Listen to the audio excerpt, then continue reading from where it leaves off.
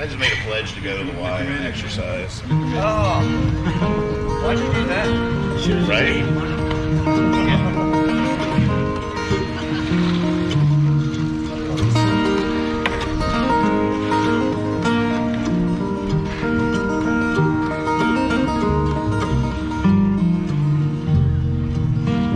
Won't you come on, chickadee, sing me that song. River, river, river, roll on.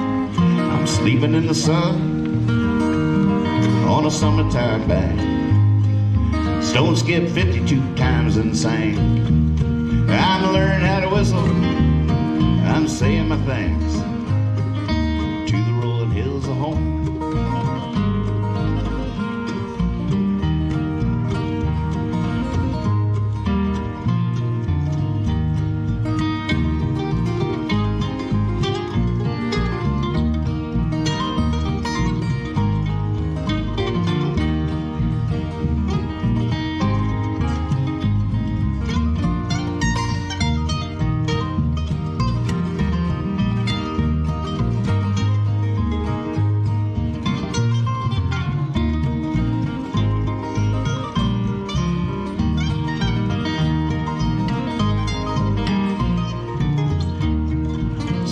Starry night, bullfrog, croaking notes on the light. I wish I may, I think I might, sleeping in the moon on a summertime bank. I had a masterpiece dream, now I'm drawing a blank. Well, maybe that's it. I cut the water and drank to the rolling hills of home.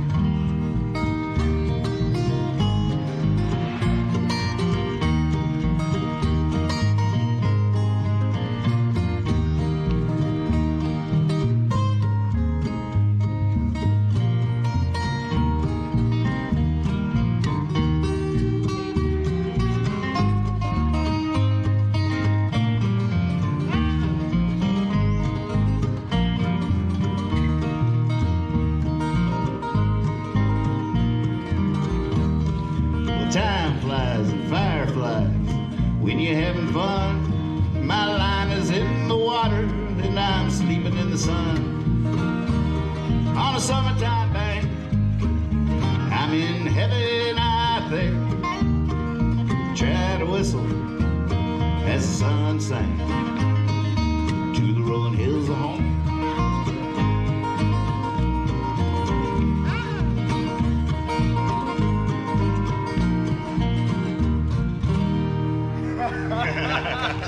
Love that song. Very nice. That's Nathan Moore right there on the guitar. He's doing awesome.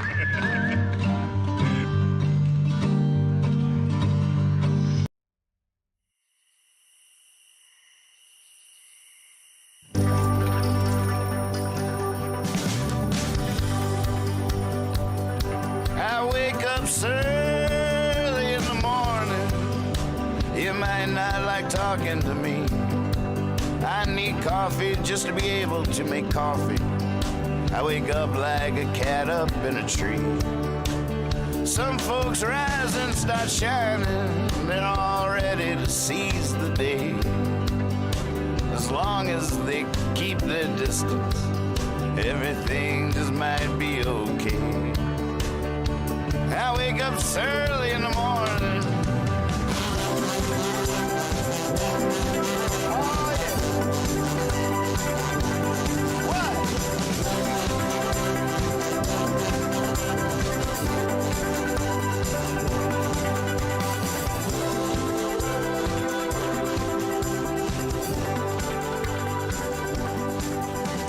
Early in the Morning Afternoon News is filmed before a live webcast audience with your anchor, Nathan Moore.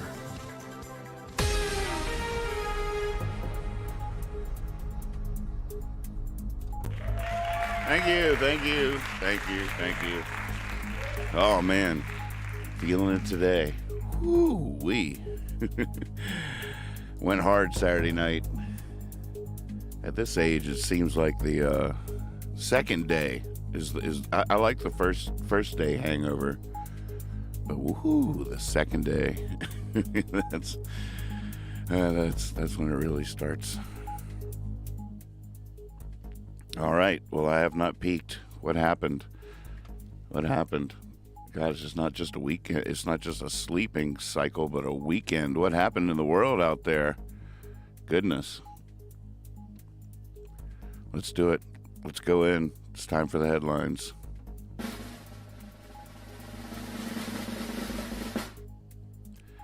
Don Lemon fired at CNN. Oh my goodness. Breaking news, folks. Don Lemon fired at CNN. 17 years at network. What happened? Gosh. All right, we're going to have to deep dive that. Fox fires Tucker? Wait a second. No goodbye. Staffers celebrate. Producer claimed rampant sexism, anti-Semitism, harassment. Hold the phone, folks. Hold on. Silence on the set. What is going on? What happened? Boy, I tell you, our industry is rattled. The whole system is shook. Don Lemon, Tucker Carlson, fired. While we were celebrating, it was going down. Holy moly. Well, I guess they're looking at, I should probably check my messages. I should probably look into the old inbox here, see what kind of offers we got rolling in. Don't worry, folks. I'm not going anywhere. I don't care how much they offer me. I'm sticking with you. Well, we have to click on both of these, I think. It was a wonderful celebration this weekend. Boy, we had way more fun than these guys did.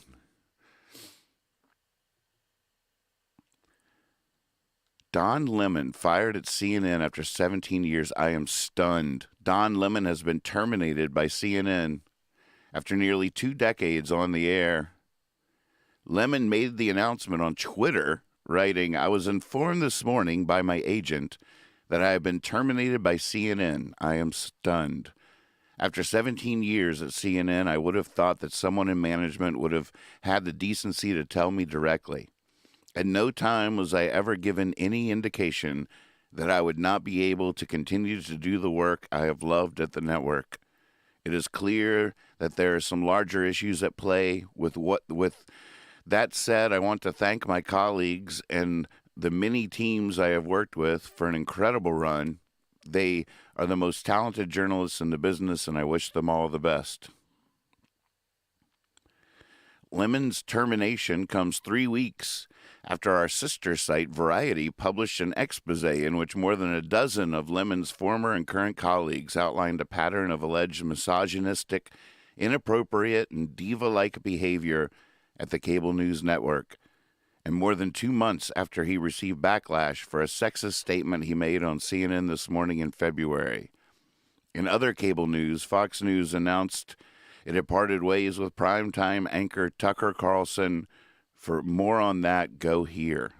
Oh my goodness.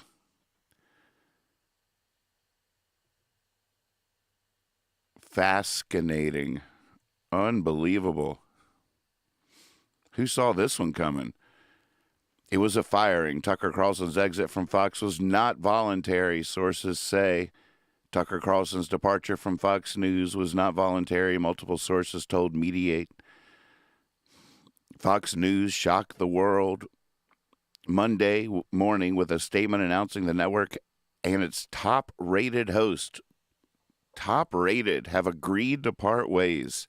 The stunning news came just a week after the network. I wonder if it was part of the Dominion suit. I wonder if it was part of the settlement.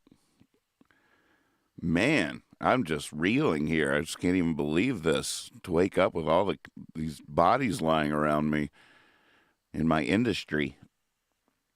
The stunning news came just a week after the network's $787 million defamation settlement with Dominion Voting Systems and a potentially even more costly lawsuit from Smartmatic still looming.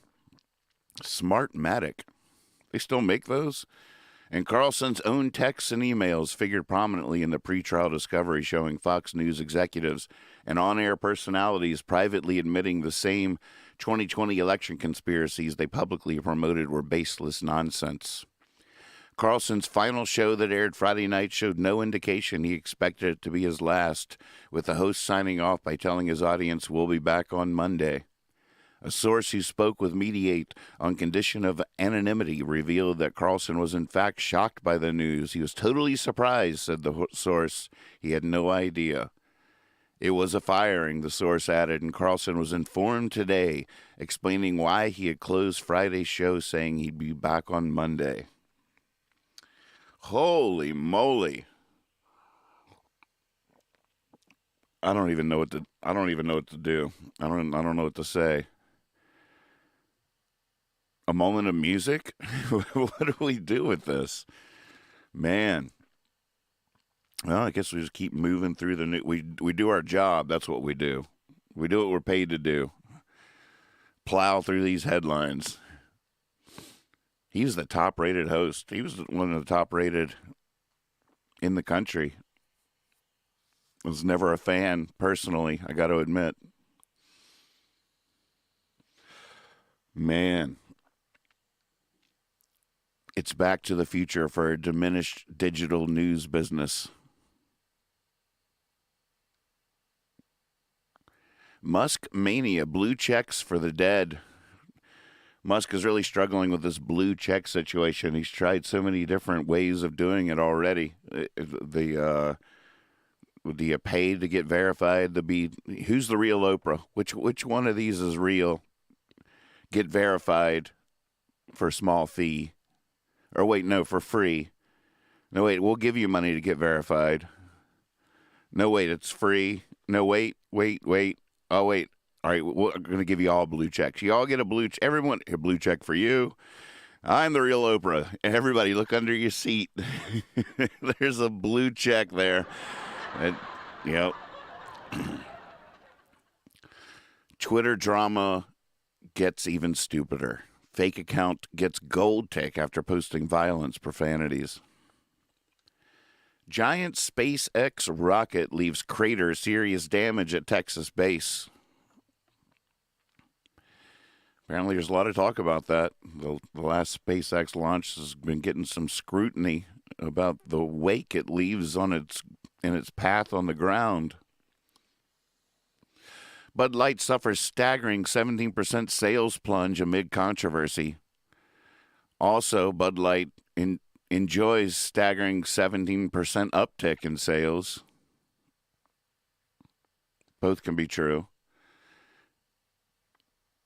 I'm really surprised, actually, that there's a 17% because you had one side in the Bud Light controversy buying cart loads full of Bud Light to blow up and shoot, and you had another side buying carts full of Bud Light to celebrate situations. I thought their sales. I was like, these guys know what they're doing, but who knows? Nobody knows what they're doing.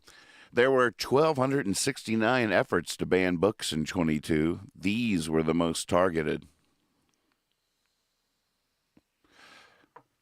I guess we don't need to see that list. How do Americans feel about Trump-Biden rematch? I'll tell you, we feel emotionally exhausted. We feel like our nervous system is exposed. The Don, I'm no Nixon. The whole thing. No one's looking forward to it. Even ardent supporters aren't ready for it. Christie believes he can take him down. Does anyone else? Does anyone believe Christie? DeSantis caught off guard by question of bad polls. Hunter Biden lawyer seeks ethics probe of Green for verbal abuses. We are a litigious society, aren't we? Come on now. Sticks and stones. Did Sheeran hit Pilfer Marvin Gaye classic? We you know, every hit has pilfered a Marvin Gaye classic. Trial to tell. Man, that song's so good, it sounds like Marvin Gaye. All right, second column, here we go. Cruising along. Biden's final campaign. Are we sure? 70% don't want it. Rice out. It's pretty amazing what a lack of strong leaders we have, inspiring characters, people you just trust.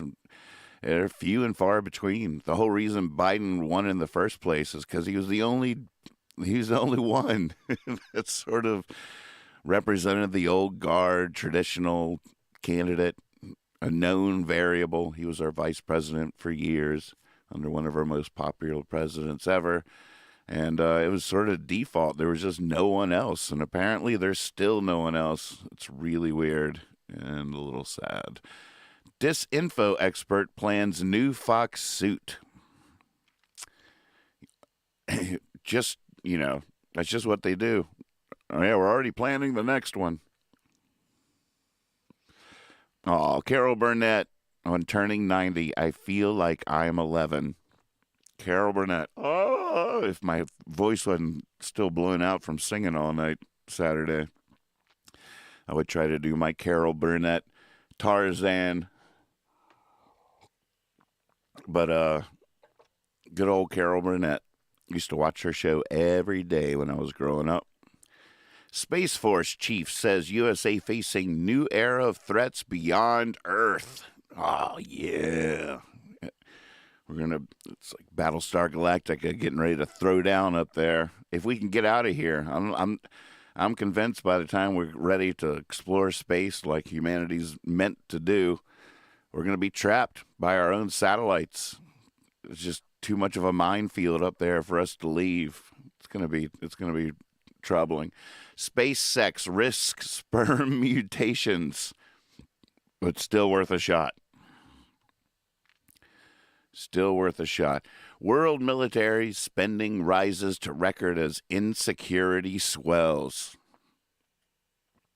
Well, video. Suspect accused of operating secret Chinese police stations mingling with Schumer Adams. That is such a strange story we covered last week about how China has all these secret police all around the world bringing back dissidents to China. Bringing back all. One figure I read said 200,000 people had been returned to China in just the last year or so from these secret police they have all over the world. Startling numbers and a fascinating reality. Who knew? I didn't know. Do you know?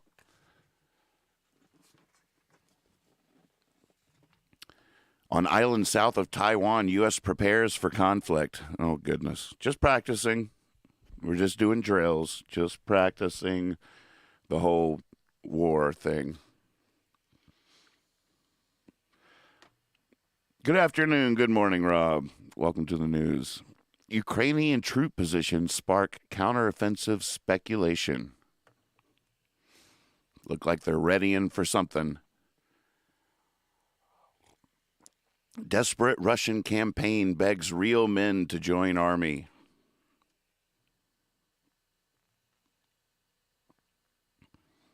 The grim life and brutal death of a Wagner recruit. Wagner is sort of like a private army that Russia hires to help fight in different conflicts. Trying to think of it. What's the name of ours? I always confuse it with Black Hawk, but I know that's not it. That's a type of helicopter. You know what I'm talking about. Somebody help me. Any news hounds out there? Chinese ambassador's comments sets off wave of European fury. What did he say? Do we want to know? I sort of want to know. I'm sort of curious. Clicking on the link. How one Chinese ambassador's comments set off wave of European fury. Beijing appeared to be scrambling Monday to contain the fallout from comments by its top diplomat in Paris. A routine TV interview has sent waves of anger and suspicion through Europe, undermining China's efforts to position itself as a neutral peace broker and diplomat rival to the United States. Beijing appeared to be scrambling Monday to contain the fallout from comments by its top diplomat in Paris, who sparked uproar by questioning the legitimacy of former Soviet states. The remarks were the latest twist in China's complex and at times uneasy relationship with the continent, as it seeks closer economic ties and to be seen as a possible mediator between Russia and Ukraine. Liu Xie, China's ambassador to France, said the countries in Eastern Europe that gained independence following the USSR's fall in 1991 did not have effective sovereign status in international law. What China thinks is crucial because it says it wants to play a neutral mediator role in the Ukraine conflict. In reality, it has lent financial and rhetorical support to Moscow, and the ambassador's remarks only heightened unease and incredulity among the Kremlin's critics. So what did he say exactly? In Ukraine itself, presidential advisor wrote on Twitter, "If you want to be a major political player, do not parrot the propaganda of Russian outsiders." Liu has pulled the rug out from under China's intention of being any sort of mediator between Russia and Ukraine.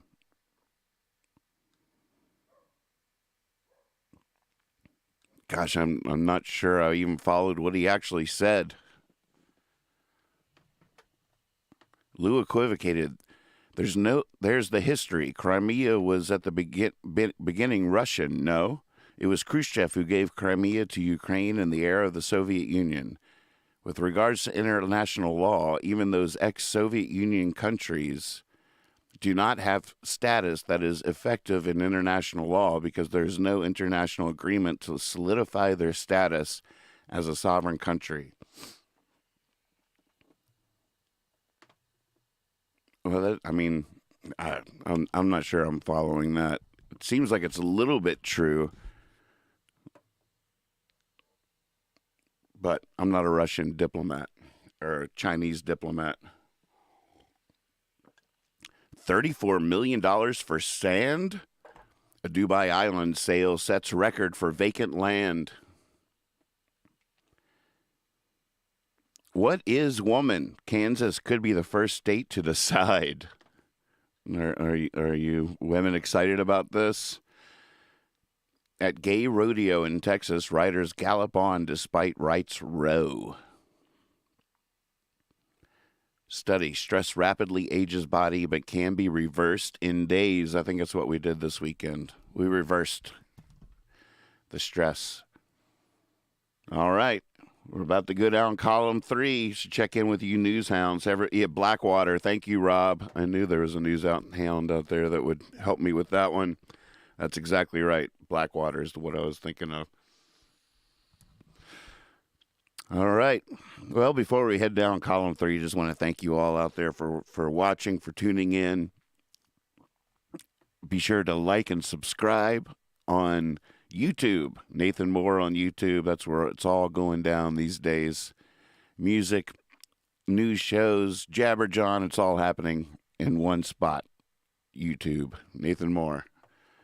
All right, here we go. Clarence Thomas's billionaire friend did have business before Supreme Court. Oh, so that story gets a little more interesting. Cult advised starving for salvation. Police say dozens have died. Boy, cults just, it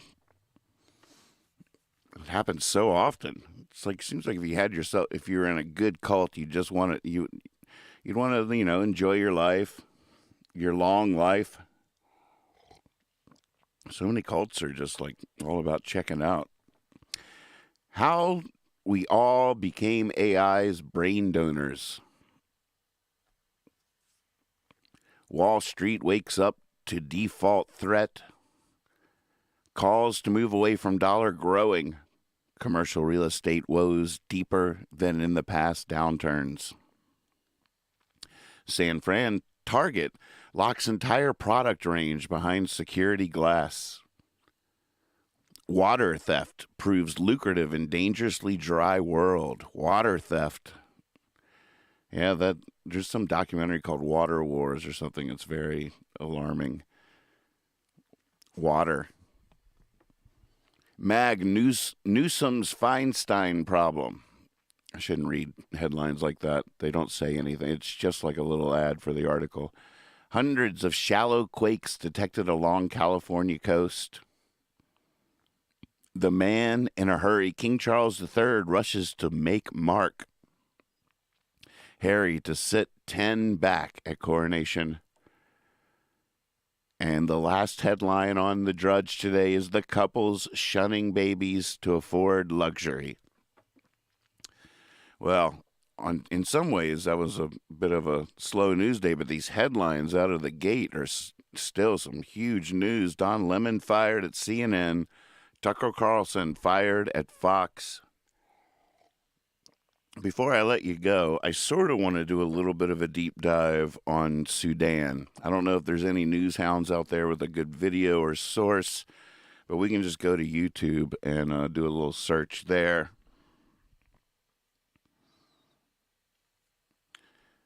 Rob in the chat asks, doesn't Nestle own a patent on water? Right? Don't they own a patent on water by now? H2O. We invented it by Nestle. All right, what I'm going to do here is go to YouTube. I just don't know enough about this Sudan conflict that seems to really be ratcheting up.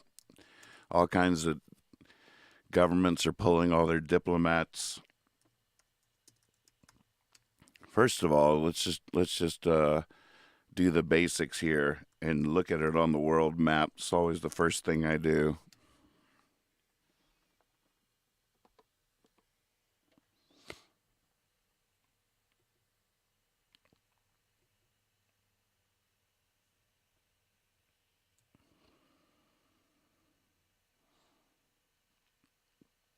There it is.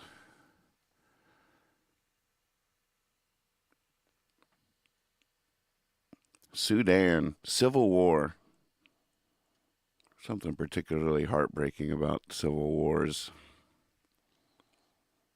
So let's get a little, see if we got a little primer here somewhere on YouTube. Why is Sudan on the verge of a civil war? Let's look at this.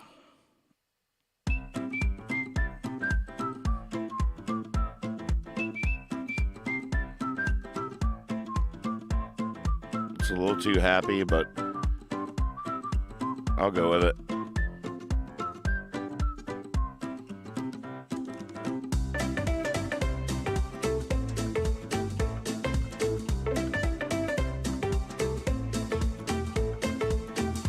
The situation in the North African nation of Sudan continues to deteriorate at this hour as the country is teetering on the brink of a civil war, and this deterioration has happened very fast. The U.S. is monitoring right now the situation closely, already has evacuated all U.S. personnel and their families from the U.S. Embassy in Khartoum. That's the capital city. This came after an order from President Biden over the weekend. At the same time, there are hundreds of people believed to have already been killed. The fighting between two military rival groups has intensified as both look to take control of the country. For more on what all of this means and the next steps from the U.S. and our allies, I'm joined now by Lieutenant General Richard Newton, former U.S. Air Force Assistant Vice Chief of Staff and our senior national security contributor. As always, a pleasure. The U.S. military evacuating these embassies happened over the weekend. It's also very rare because it involved U.S. military personnel. They did not leave on civilian aircrafts, as we saw happen in Kyiv. What does that evacuation and the nature of it indicate about the urgency of this situation and the conflict? Well, the decision was made, as you mentioned, over the weekend, certainly and approved by the president to evacuate a little bit over 70 U.S. Embassy personnel in Khartoum. The mission itself emanating from Djibouti, nearby Djibouti. Many countries are doing this, by the way. France just pulled all of their diplomats from Sudan. So it just seems like the whole conflict there is about to erupt, which is awful. Which we have a very large U.S. military and special operations presence. The mission actually on the ground at Khartoum at the embassy grounds with 3 MH-47 helicopters took less than an hour. We had some great assistance from Ethiopia where we were able to refuel our aircraft and so forth. But that itself, however, they've been planning this, for several days. And so, again, the United States military and our Department of State folks as well, again, really kind of made this look relatively easy in a very precarious, very challenging environment. And we were, again, effective in getting our U.S. government personnel out of the embassy. Right, which was successful and safe. However, there is some debate about how many Americans still... This is not... I want to know more about the conflict itself. Let's see what this is This here. video is brought to you by Brilliant. For the last week or so, Sudan has been consumed by violence between the Sudanese army and a paramilitary group known as the RSF, or Rapid Support Forces. At time of writing, over 180 people have been killed, and on Thursday there were reports that the violence had spilled out into the Al Fashaga region, a disputed territory in between Sudan and Ethiopia. Despite calls for a ceasefire from both United States Secretary of State Antony Blinken and United Nations Chief Antonio Guterres, the violence shows no signs of abating anytime soon. So in this video, we're going to try and explain why fighting has broken out in Sudan, why it spilled out into Ethiopia, and how all this could further destabilise a region that's already on its last legs.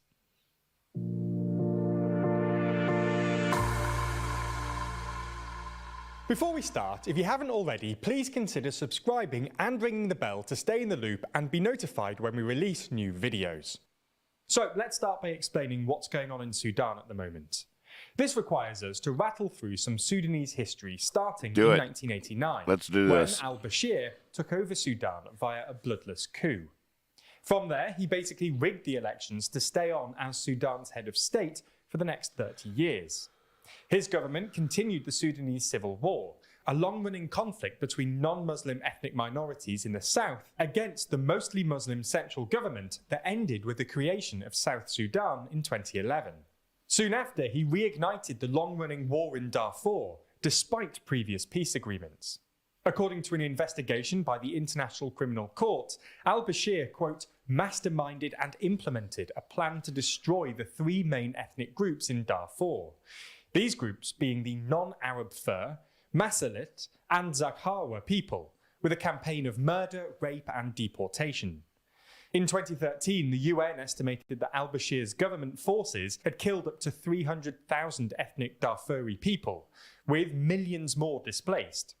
Al-Bashir was eventually charged by the ICC for directing a campaign of mass killing, rape, and pillage against civilians in Darfur, becoming the first sitting head of state to be indicted by the ICC, before being ousted by the Sudanese military in 2019 and handed over to the ICC a year later. After ousting al-Bashir, the military toppled the government and declared a state of emergency, taking total control over the country.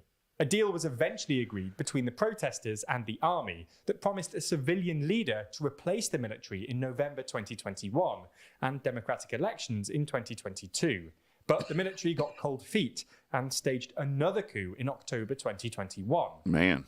The coup was led by General Abdel Fattah al-Burhan, who basically heads up Sudan's military and is now Sudan's president, and supported by the Rapid Support Forces, or RSF, which is basically just the name given to the Janjaweed in the mid-2010s when they were partially incorporated into the Sudanese military after the war in Darfur.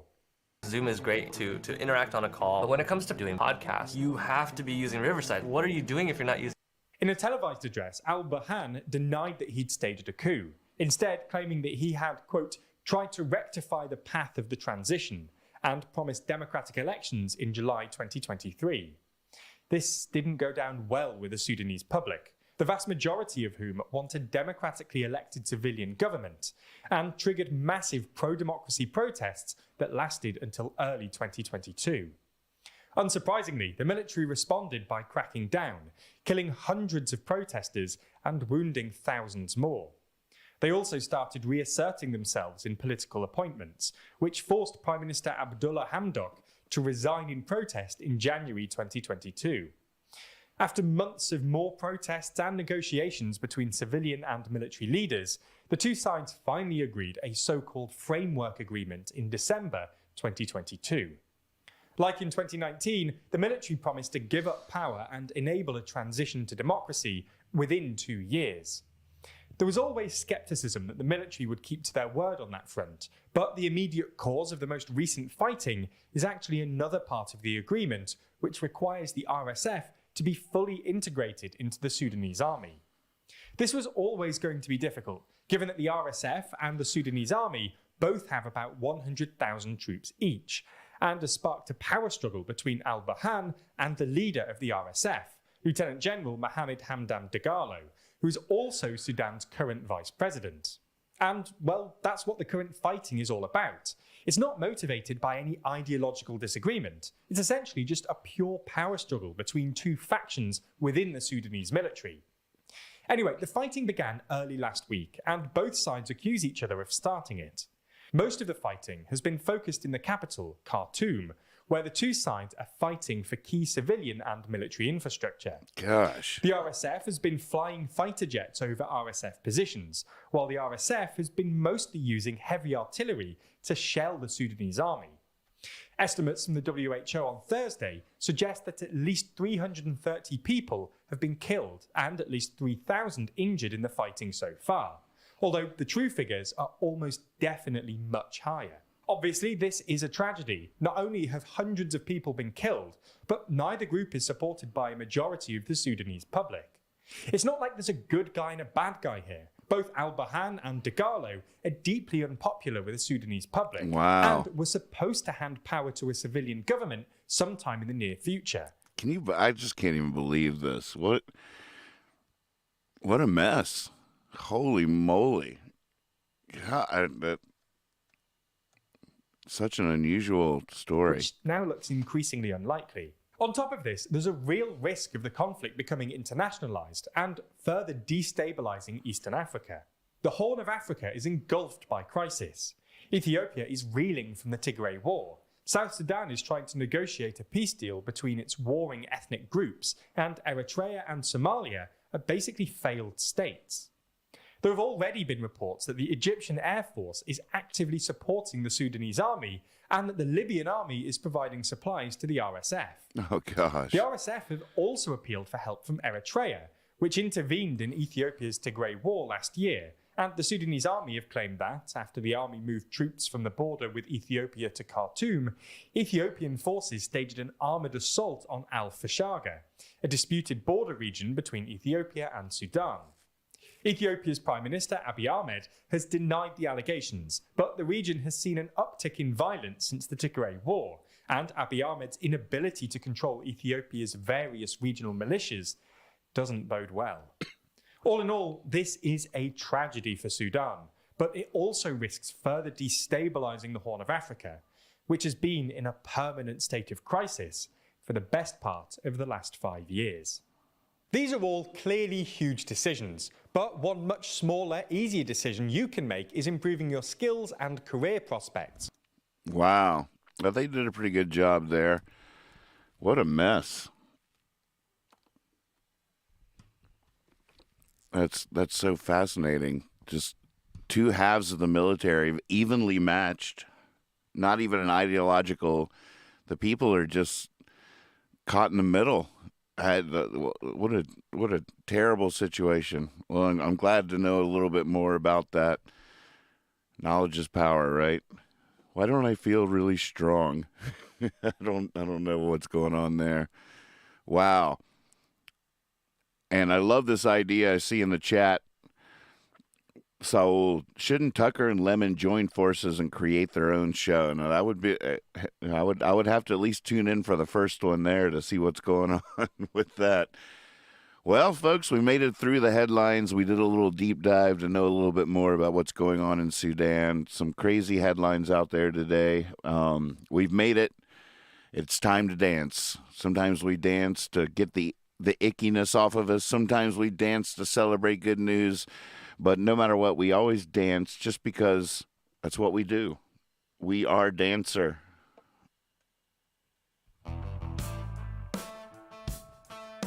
All right, up, out of your chair. Get a move on.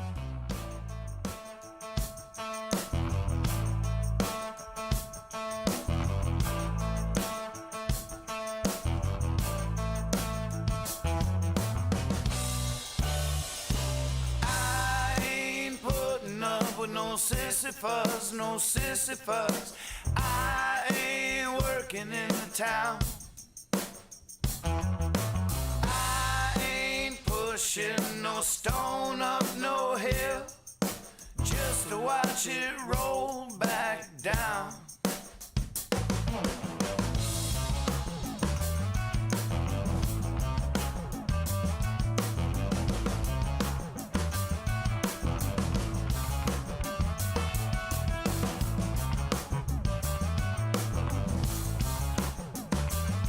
We'll see you tomorrow.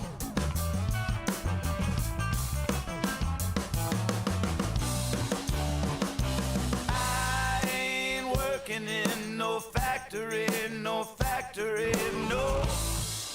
never again. As long as I was working in that factory, I ain't never had no friend. Now I will always be free. And if you wanna know, I wanna show you how. There ain't no one ever saying to me, where you think you're off to now? Oh, yeah. Go get them, Tigers. Give them heaven. It's up to us.